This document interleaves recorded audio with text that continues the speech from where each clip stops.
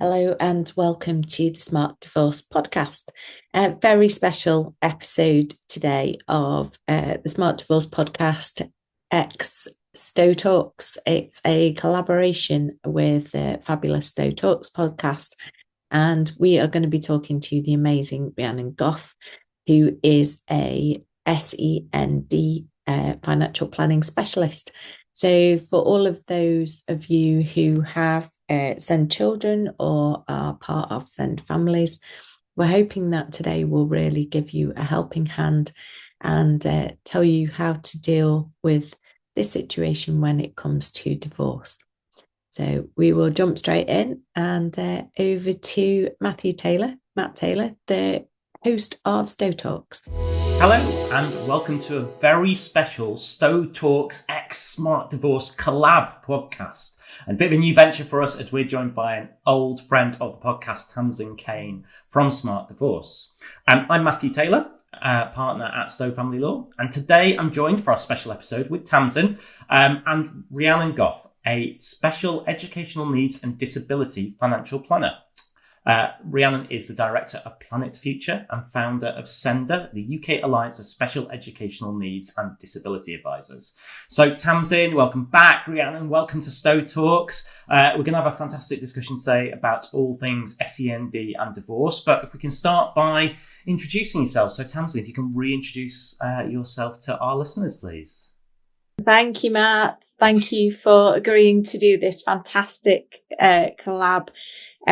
When I heard about the amazing work Rhiannon was doing, I needed to get her on our podcast and to have a wise solicitor like yourself, Matt, available to answer all the legal questions that I haven't got a clue about. I thought it was an opportunity we couldn't miss. So it all started because I read Rhiannon's book, Planning with Love, which is behind her on the screen, and I've got my copy here. So I am a chartered financial planner and resolution accredited divorce specialist. I've been doing this work for a whole long time now. And I work with couples and individuals who are splitting up to help them to work on their financial settlement. I think that's probably about it for today. That'll do. That'll do for my introduction. That'll more than do. Sorry, I'm still feeling slightly taken aback at the description of me as being a wise solicitor. I mean, obviously you were aiming to get Lisa co-host this with you, but she's too busy and too important to turn up today, so you get the second choice. Rhiannon, welcome to the podcast. Could you just tell us a bit about yourself then, please? Thank you so much for having me. Thank you for the invite. I really appreciate it. So my name is Rhiannon Gogh, and I'm a chartered financial planner, a fellow of the Personal Finance Society. I'm the founder of SENDA, which is the UK Alliance of Special Educational Needs and Disability Advisors. And I'm also the director of my own SEND planning firm, PlanIt Future Financial. Well, thank you very much. So we're going to talk all things divorce and SEND today. So, let's just start with the absolute basics. I'm sure most people listening to this will know, but when we're talking about SEND, what are we talking about? What does that mean? What's the sort of the range in terms of conditions and the way that it can affect children? So SEND, so Special Educational Needs and Disability, there are some interesting statistics that usually leave an audience staggered. So I will start with those and then I'll sort of broaden it out from there. So looking at disability first, 11% of children have some kind of disability, and that's according to UK disability stats. That figure has doubled over the last decade. So that is quite staggering in the number in increases of those with disabilities in children, so 0 to 18. So that's disability. Special educational needs. So when we say SEND, or special educational needs, it's describing some kind of additional support that they will need in their educational setting. And that percentage in the UK is nearer 20%. So 20%, 1 in 5 children have a special educational need. The biggest prevalence, or the largest area of prevalence in both of those areas actually, is around social communication. So as far as diagnoses are concerned, it is a confirmed diagnosis in autism. Usually that is the prevalent condition if you're looking at conditions within those numbers. Okay, so maybe let's kind of start with, before we move on to the impact that divorce has on children with SEND, what are, in any kind of family unit, whether separated, whether still together, whether divorcing, what are the core challenges that families face? Well, there are probably 5 key challenges that I've identified, and that's through research over the last 10 years and presenting to families. So I present at least once a week to families. Last week was Derby. This week it will be Somerset. So I go out and I'll present virtually or in person to families of children like mine. So my son has autism. He's 15 and he's pre-verbal. And there are 5 key challenges that I would categorize from, I would say, caring. So you might look at the caring responsibilities that I have within the family and how they'll continue. So the unique part of what a parent carer does, if you sort of look at that versus someone that cares for another relative, is I'll be lifelong caring for my son and I'll probably die before he does. So the person that I'm caring for will outlive me. And that's absolutely terrifying. So that's a really unique concern for parent carers. There are financial resilience concerns. So it's really expensive to bring up a disabled child, generally accepted to be 3 times as much to bring up a disabled child as a non-disabled child. And my earnings are impacted by the level of care that I have to provide. So my son was up last night. He can't sleep on his own. So one of us will always have to stay with him overnight. And that means that, amongst other things, it's difficult to get to work in the morning. And it's difficult to hold down a full-time job. So we've got caring issues. We've got financial resilience issues. What I'm trying to do in my financial planning is also provide for him. So it's likely that he wouldn't be able to work in the future. So many parents like me are thinking, oh my gosh, if this young chap can't work, then how can we make plans now to make sure he's provided for in the future? So I've picked out the main challenges there, Matt. I hope that gives you a picture. Yeah, that's really, really helpful and illuminating. And I think that, people who maybe don't have personal experience of caring for or knowing someone who has a disability such as your son, you hear that and you think, oh goodness, it's always wider than you think. I think it's the reaction. You kind of think, oh, it must be quite hard. But then you hear about the impact and you don't think about the day-to-day, the exhaustion and things and that long-term thing. And it's really, you said it quite matter-of-factly, and I'm sure that you don't really feel that way. But the thought of, outliving your child kind of outliving you when you're their carer is a pretty scary thing. Tamsin, just I guess bring you in at this point, Rhiannon talked about some of the financial considerations there. When you're doing your work with clients, dealing with finances and financial planning, is this something that comes up often? How do you go about tackling these kind of very long-term care issues when you've got children who might live, a great many years? How do you factor that into your work? Yeah, absolutely. It's coming up more and more. And I think although the statistics that Rhiannon just quoted floored me a bit, because that's 1 in 10 or 1 in 5 and then 1 in 5 kids. I mean, that's not then surprising that it comes up in my work quite a lot, and more I'm meeting families who have children who are impacted like this. And I think one of the biggest issues is that families don't know what they're going to need in the future. So it's really difficult. Look, none of us know what's going to happen in our future, but we can at least have our best guess. But best guessing whether your child is going to be able to live independently, whether they're going to be able to be housed in supported housing, or whether you're going to need to provide some sort of accommodation for them. All of these things are massive. If you've got to buy a house for your child, it's a big enough consideration for the majority of us who don't have SEND children, thinking about paying a deposit for our children to help them get on the housing ladder, but actually considering buying a house for them in the future. We're talking about a whole different ballgame. So there are massive considerations. And then obviously there's, as Rhiannon talked about, there are considerations post the people that we're planning for's lives. So they want to make sure that their children can be looked after and cared for and have financial stability when they're not here anymore. And I think that's one of the biggest things that SEND families are concerned about. And it's certainly one of the things that Rhiannon covers very eloquently in her book about thinking about those considerations. And then if you chuck divorce into the mix, we're in a whole other ball game.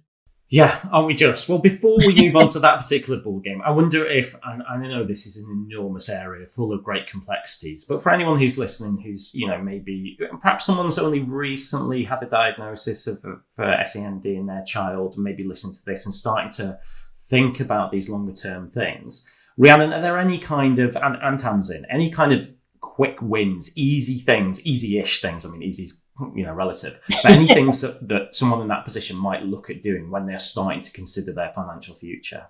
So I think the biggest area is really around estate planning. So when we're thinking about what happens when I'm no longer here, the biggest win that a parent can undertake is to think about a specialist trust sitting within their will. So the step back from that is just to affirm that, this shocked me too, that many parents of children like Tristan, my son, don't understand that when they pass away, if you name your son in your will, if the person doesn't have mental capacity, it doesn't automatically happen that they receive their inheritance. So I was really shocked to learn that, and many parents that I talk to when I travel around schools nationally don't understand that. And then to follow on from that, they don't understand how to protect their young person against financial vulnerability and how to make sure that the valuable means-tested care, support, or benefits that they have in place is also not jeopardized by an inheritance. And the key to all of that is by setting up a will with a specialist trust within it. So that is a wonderful and selfless place to start. Yeah. That's really useful. Tamsin, anything that you'd add on there in terms of the early first steps? See, you were nodding away with that, so presumably agree with everything that Rhiannon's just said. Yeah, absolutely. And that really shocked me learning that fact. And the other thing, and I'm sure we'll come on to it, is about child trust funds. And I know this is something that Rhiannon's really passionate about letting people know about, that if you've got a child trust fund for your child and they fit into the SEND category, that they can't receive their child trust fund. And I was like, well, of course they can't, but what? How do you put that right? Because to an extent, if you've not made provisions in your will, there is potentially things you can do about it, but child trust funds are a horrendous thought. But in terms of quick wins, I think, and it's probably not a quick win, but certainly thinking about who you want to have guardianship over your child if anything happens to you, because, we're all the same. None of us know what's going to happen to us. We don't know how long we're going to be here. We hope we're going to be here for a very long time. And most planners assume that our clients are going to be here till they're 100, but you don't know what's around the corner. And if you've got a SEND child who is going to need someone to have guardianship for the rest of their lives, finding that right person early on is really important. Okay, so there's a couple of really helpful things, big topics to look at, but helpful things for anyone who's going through this process. So let's move on and sort of talk about why we're here today, I guess. How does this all add in as an extra layer of complexities when someone's looking at divorce? So Rhiannon, let's start with you. When you're speaking to people, speaking to parents, I mean, obviously the stress involved, life stressful, parenting stressful, the extra layers of stress, like you said, talking about sleepless nights and things that go on for years and years and years, not just in the early years of a child's life, that's going to put a strain on a lot of marriages. What do you see in terms of, people deciding to separate and divorce? Is that something you see a lot of in the sort of SEND community? I do, but I do see it a lot. And there is an extra element of stress, I think, when you have an autistic child, but it saddens me because it's such a team sport bringing up a disabled child, and say that in the wrong way. But a perfect example would be my husband. I knew I was coming on this podcast today, so he says, right, well, I'll have Tristan last night so that you don't have to get up in the middle of the night and walk around and pull the lights back off and such. And we plan very much like that as a team. So whilst I do see it, it's very hard, and that caring for somebody adds an extra dynamic and an extra complication. On the plus side, I do work with divorced parents who very much still want to plan together because they're still planning the future of the same child. And it's a child that is not going to flee the nest at 18 or 21. It's a child that, I mean, I say with my husband, it could be a retirement for 3, not a retirement for 2. We'll have Tristan with us. So that there isn't really, in some cases, the option not to collaborate with planning, because the caring bit doesn't really go away just because the divorce happens. If that makes sense. Yeah, no, I've certainly seen that on the cases that I've been involved with. It is that, I'd say, sweeping generalisation, but the level of collaboration has to be higher, should be higher. That's not exclusive. I've certainly had a couple of cases where there hasn't been collaboration, and then that makes the normal complexities of co-parenting even harder. So, I mean, perhaps what we should talk about is there's a couple of different areas. I'll do a very little bit of law, keep that to a minimum. But when you're looking at a separation with children, obviously you've got the 2 areas: the actual provision for who the children spends time with, and you've got the sort of financial element. So how does SEND play into that? If the court's got to get involved, if parents can't agree, firstly, if parents can agree about their arrangements for their children, then generally that's fine, and the court doesn't want to be involved. If you get to the point where you need some intervention, then the court has got to consider the factors in Section 1 of the Children Act, which includes the physical, emotional and educational needs of the child. So these additional needs are really important, and the court will absolutely consider that. Obviously, continuity and certainty and routine can be a bigger thing. It's a big thing for most kids, but it can be a much bigger thing for a child with SEND. So, that's something that the court's going to try and weigh in terms of the time that the child's going to spend. But there's still the presumption is that both parents will be involved in the child's life unless there's a very good welfare reason not to. So that's just very briefly in terms of timing. But what we're going to, in time that children can spend with their parents, what we'll obviously focus today on a bit more is the finances. So how does that play in? Well, there's divorce and there's separations of a married couple. We'll talk about both a little bit. But in terms of divorce, again, the main statute is the Matrimonial Causes Act, and the first consideration of the court is the welfare of any minor child. So that's the first thing that the court's got to think about, is the welfare of any minor child. It's also got to consider the responsibilities that each party has in, or continue to have as part of their marriage for the foreseeable future. So that can include, yes, a child, but a grown-up child, the obligations and the responsibilities of caring beyond them turning 18. Also includes, what that impact has on people's ability to earn. So we'll come on to this in a minute, I think. That's a big factor.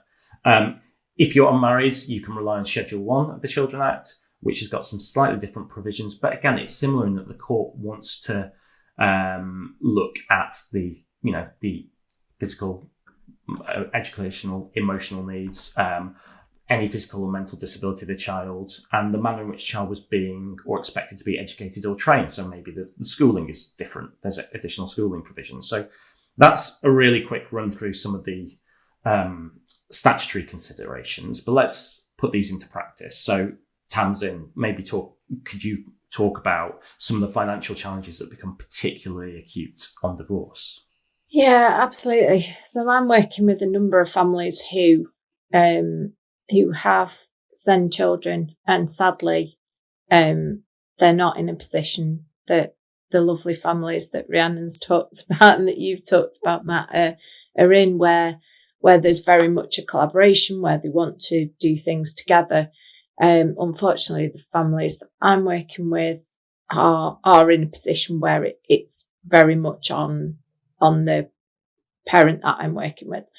And they're the one that's unable to work due to caring responsibilities. They don't see their children in a position where they're able to work. In these cases, they're either adult children or very nearly adult children, so 16, 17 years old.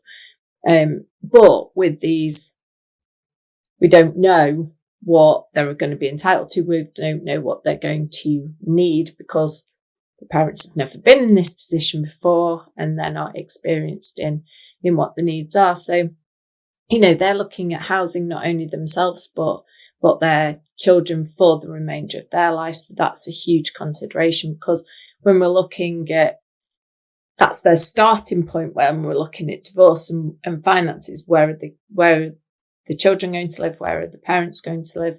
And we're obviously looking at housing at both parties. And this is probably one for that I'm going to throw back to you, Matt, because we look at children's housing, we look at housing the parents, but quite often actually moving a child out of areas. So let's say the area is not affordable for the parents to both have houses in.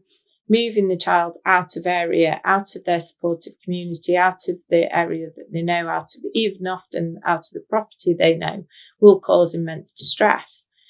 How does the law deal with that, Matt? I think it's really tricky. I think that the problem in this area from a sort of financial perspective is that you have factors moving in different directions that are not compatible. And the factors being your housing needs are probably higher and more expensive, but your income's lower, so your mortgage capacity is lower, so you need more capital. And that doesn't create more money. It doesn't create, there are extra issues, but it doesn't create more money to meet those problems. So the court has got to have a view as to what's best for the child. Sometimes a movement out the area might just be unavoidable, but there are other things that can be done.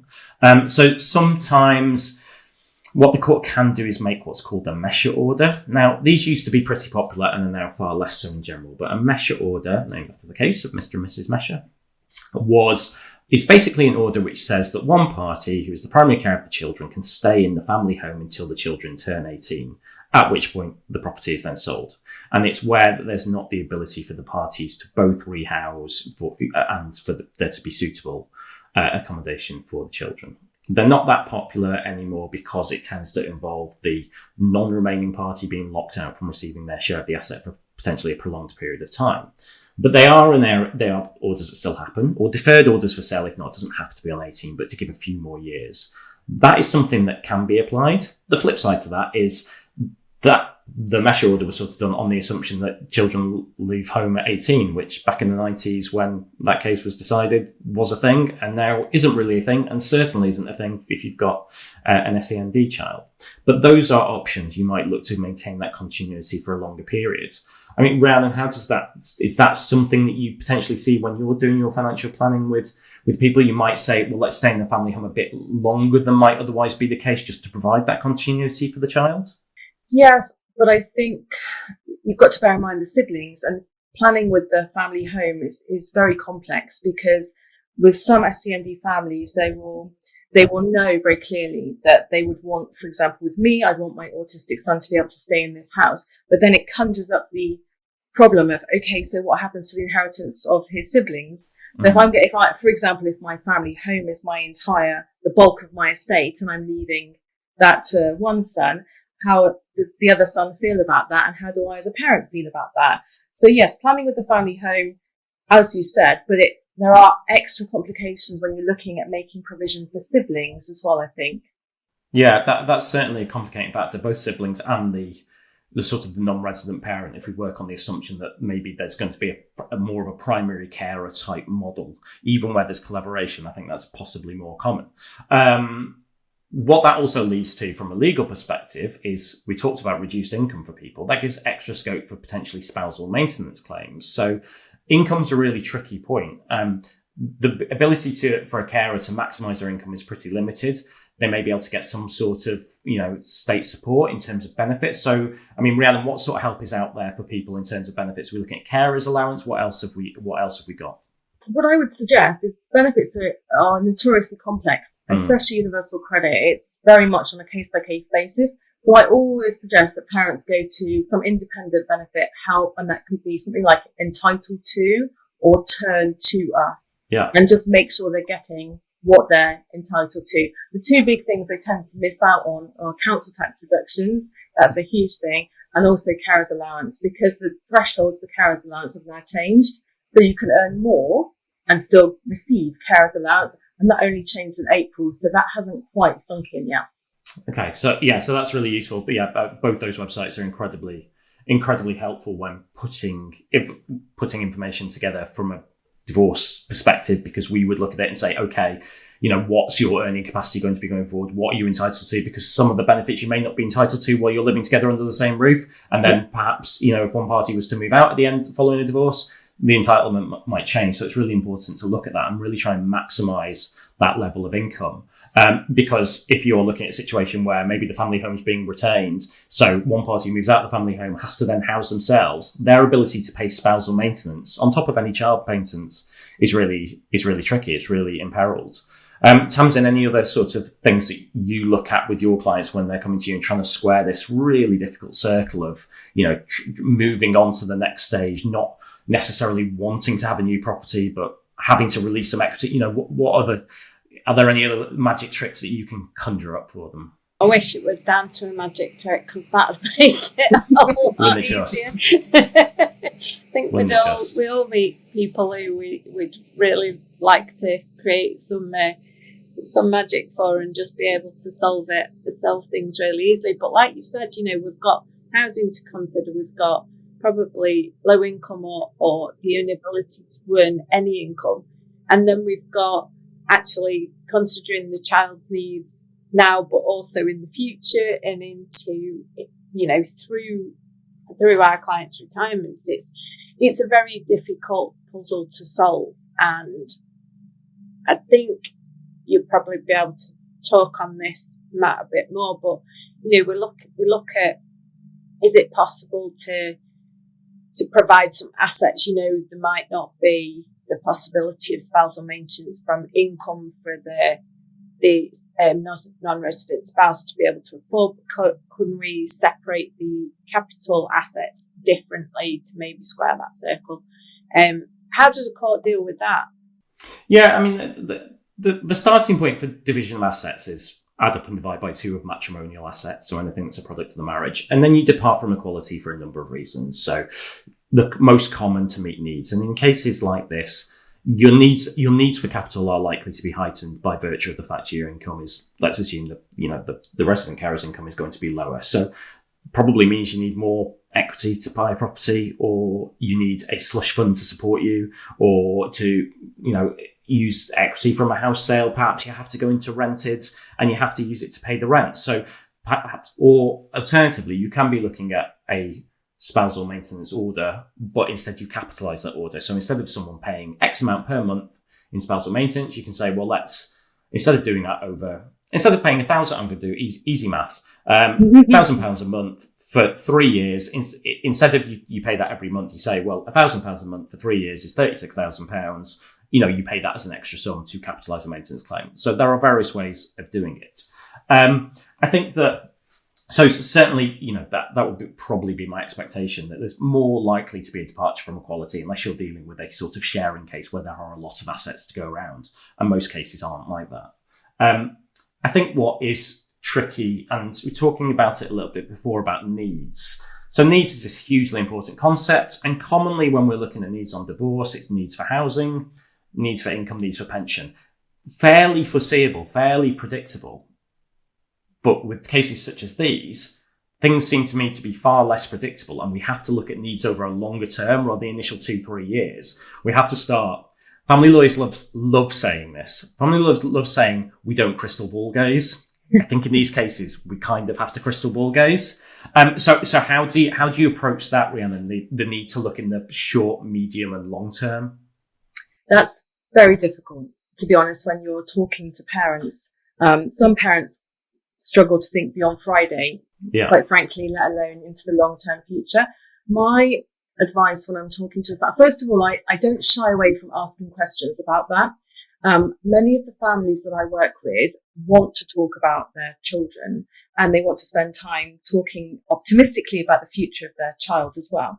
So what I will often ask is, I will ask around long-term vision, about whether they're likely to live independently, whether they're likely to earn and work, what the vision is for the long-term future. And I'll usually preface the question by saying, I know it's hard, but I know it's difficult, but can you imagine them living in? I know it's difficult, but can you imagine them working? So I will always ask the question. And then the second thing I would say is, sometimes I will speak to parents and they'll say, Rhiannon, I just don't know, is the honest answer.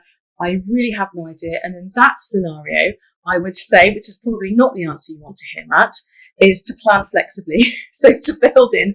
Oh, we hate flexible. Come on, this is speaking to a lawyer here. We deal with certainty and nothing else. Well, I don't. So, so I will build in the ability for one trust to change to another.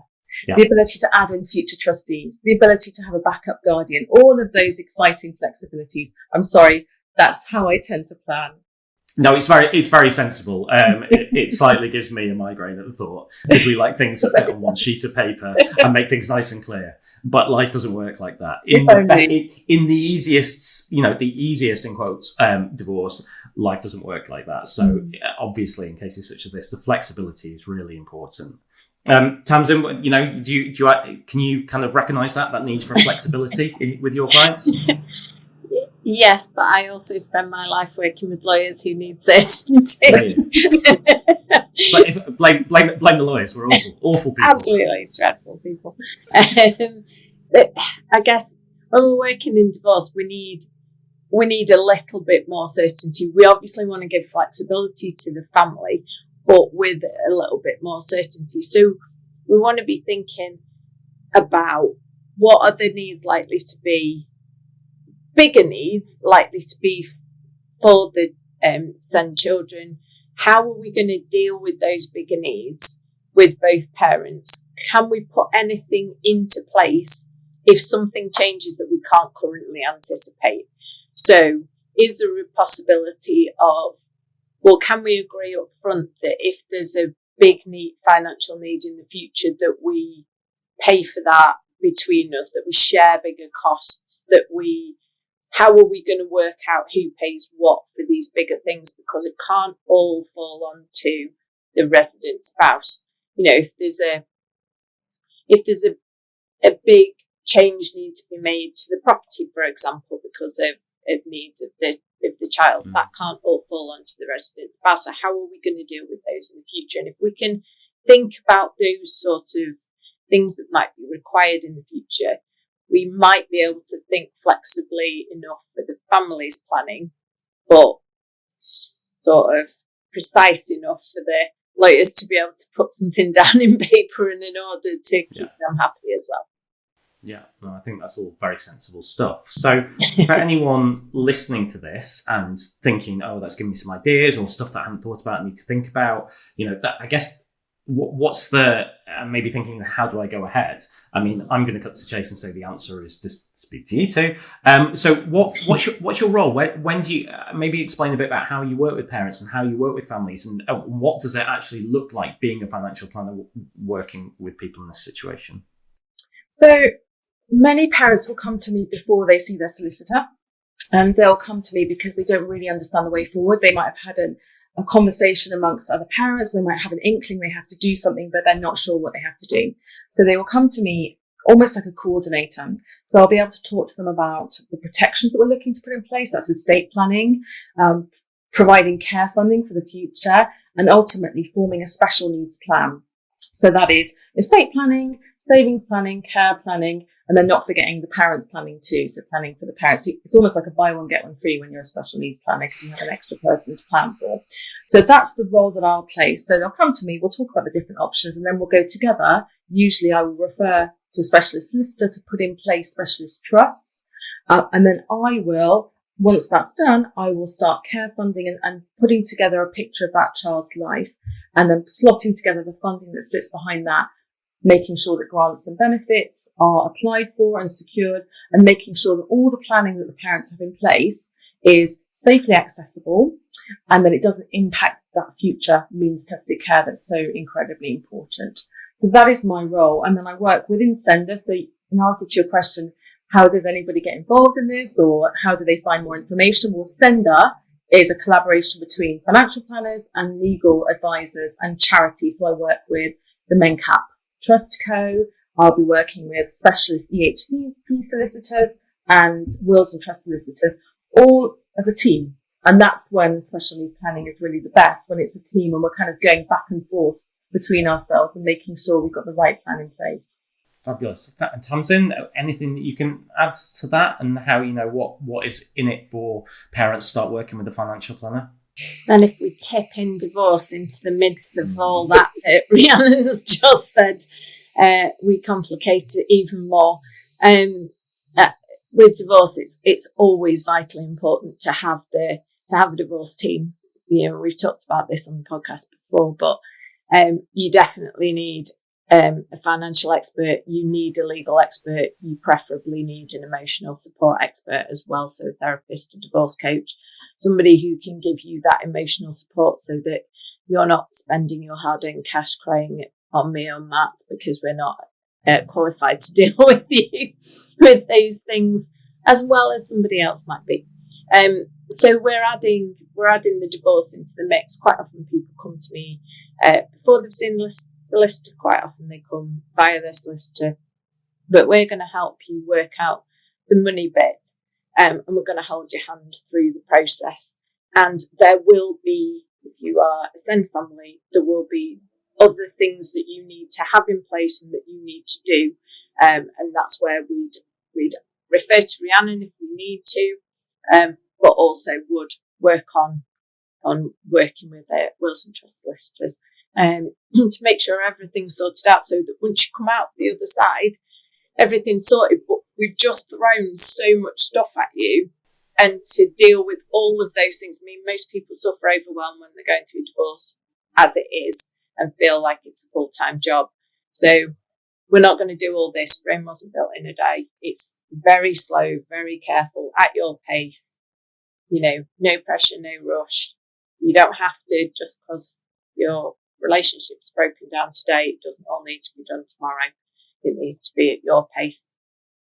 Yeah, I think that's really helpful advice. It can seem so overwhelming, and particularly if you've got the extra complexities of what can be a very difficult home life and your concerns about your child and trying to manage their education and all of those things that come with it, on top of all the normal stresses. It's a huge amount. But well, that's been enormously helpful.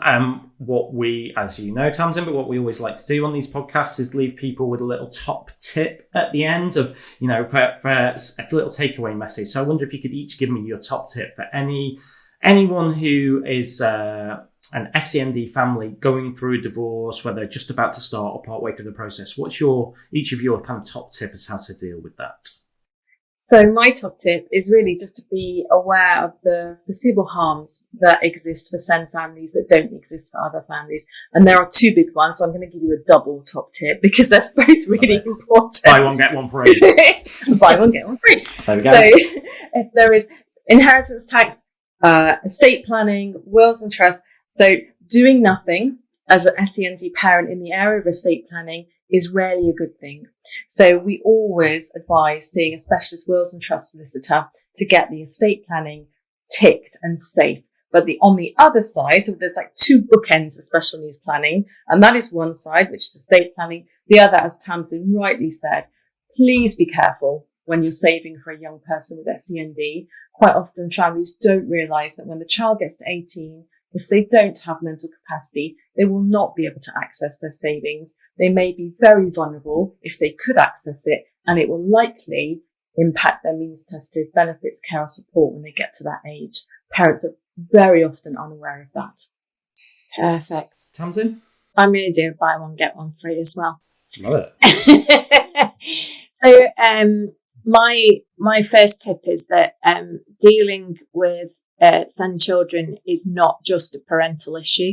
It's an issue for the entire family. So if you've got parents, brothers, sisters, uncles, aunties who are thinking of leaving money to your child, the exact same thing applies to inheritances from them as it did as with inheritances from the parents. So speak to anybody you think might be likely to be leaving money to your child and explain to them about the trust that you've set up or the work that you're doing to set trusts up with specialists and make sure that they're going to be able to access those inheritances as well and that those are set up properly. So that's my first top tip. My second one is please buy Rhiannon's book because it's brilliant. I've sent it out to at least 6 clients already. It will be on the list to go to anybody that I ever meet who's got a SEND child in their family, whether it's immediate or their friendship group or whatever. It's flipping brilliant. Thank you. One last chance for a plug for the book, Rhiannon. So the book is called, and where can people get it? Available at all good bookshops? Let's do a proper plug. All good bookshops. Yeah, it's Planning with Love by Rhiannon Gogh. All good bookshops. Fabulous. Well, thank you both. That was really illuminating and hopefully really useful for people. So that's it for this podcast. Thanks so much for listening. If you'd like to find out more about Stowe Talks, visit stowetalks.co.uk and please like, rate, share and review this podcast where you can. If you'd like more information on the brilliant work that Tamsin does, head to smartdivorce.co.uk for all the brilliant stuff on her website and her Smart Divorce podcast. And to find out more about Rhiannon's work, head to PlanIt Future. That's PLANIT Future, not planet like we live on it. planitfuture.co.uk. And there's also SENDA, SENDA.org.uk. But thanks again for listening, and we look forward to seeing you soon here on Stowe Talks. So thanks for joining us on this special collaborative episode.